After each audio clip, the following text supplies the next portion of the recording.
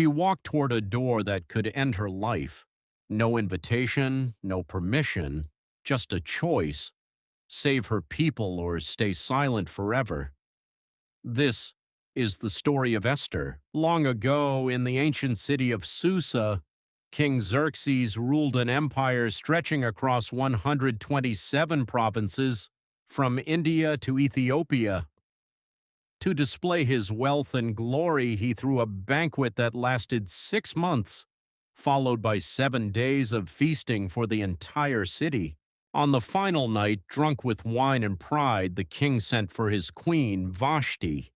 He wanted to parade her beauty before his guests, but Vashti refused to come. It cost her everything. Humiliated before his nobles, the king banished her forever, and so by royal decree, Vashti was queen no more. To fill the empty throne, messengers searched every province for the empire's most beautiful young women.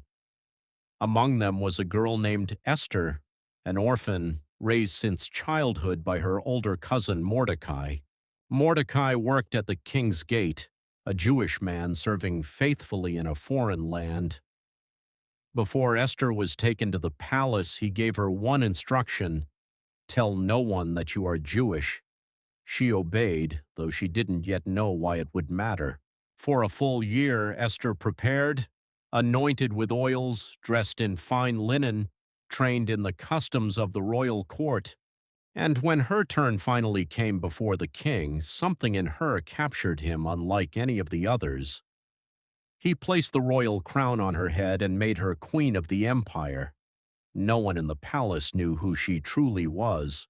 Mordecai continued sitting at the king's gate, watching, listening. One day he overheard two royal guards whispering about a plan to assassinate the king. He sent word through Esther. The plot was uncovered, the traitors were executed, and the event was quietly written into the king's official records. But Mordecai received no reward, just a single entry in a scroll, waiting, unnoticed, for the right moment. Not long after, the king elevated a man named Haman to the highest position in his court, second only to the king himself. Every person who passed through the gate bowed low before him, except one. Mordecai would not bow. Haman's fury burned hot. Killing Mordecai alone wasn't enough. He wanted to erase Mordecai's entire people from the empire. He went to the king with lies, calling the Jewish people dangerous, and offered a fortune into the royal treasury if the king would let him destroy them. Xerxes, without asking a single question, handed over his signet ring. A decree went out to every province in the empire. On one chosen day, the Jewish people, men, women, and children, were to be killed, their belongings taken as spoil. When Mordecai heard the decree, he tore his clothes, put on sackcloth and ashes, and wept bitterly in the streets. And inside the palace, safe behind marble walls, Esther knew nothing of it yet. Word reached Esther that Mordecai was mourning at the gate. She sent him fresh clothes, but he refused them and sent back the truth instead: the decree, the danger, and a plea: go to the king, beg for our lives. But no one, not even the queen, could approach the king without being summoned on penalty of death. Mordecai's reply became the heartbeat of the entire story. Do not think that because you are in the king's house, you alone will escape. And who knows whether you have come to the kingdom for such a time as this? Esther sat with that question, and then she answered it. She asked Mordecai to gather every Jewish person in Susa to fast with her for 3 days, and after that, she said, she would go to the king, even though it was against the law. If I perish, she said, I perish. On the 3rd day, Esther dressed in her royal robes and walked toward the king's inner court, uninvited. Xerxes looked up and raised his golden scepter. She was spared. He asked what she wanted. Instead of answering right away, Esther invited him and Haman to a private banquet that evening. Haman left that banquet glowing with pride. But on his way home, he passed Mordecai at the gate again, still refusing to bow. His joy curdled into rage. Haman left that banquet encouraged by his wife and friends.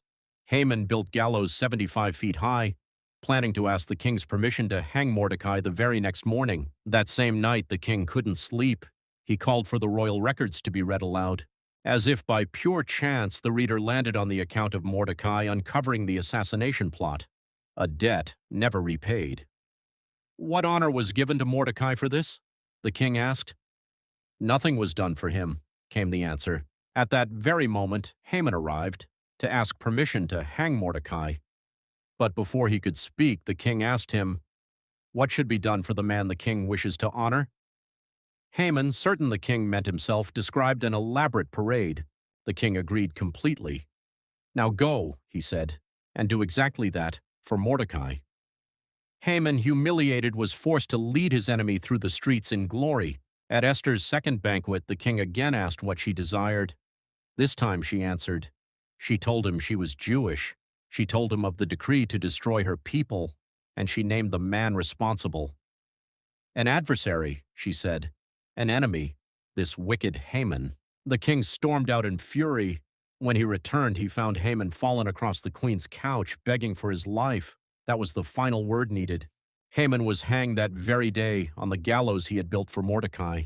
Persian law couldn't be undone, so Xerxes issued a second decree, giving the Jewish people the right to defend themselves when the day came. Mordecai was elevated to Haman's former position, second in command of the entire empire. When the appointed day finally arrived, the people who were meant to be destroyed instead stood their ground and prevailed. What was planned as a day of mourning became a day of celebration, and from it the festival of Purim was born, still celebrated to this very. Esther is the only book in the Bible that never mentions God by name, not once. And yet the entire story is woven with things too well timed to be coincidence. It's a story that whispers rather than shouts, that sometimes the hand of God isn't found in the miracle, it's found in the timing, and sometimes an ordinary person in an ordinary place is standing exactly where they're needed for such a time as this.